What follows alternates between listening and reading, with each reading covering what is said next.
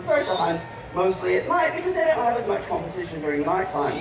However, they can hunt entirely just by sound alone. Now, if we listen closely, we'll get him over here a little bit closer.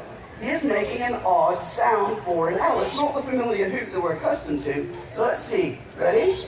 Whee! That one is not an unhappy sound. That's actually a baby sound. That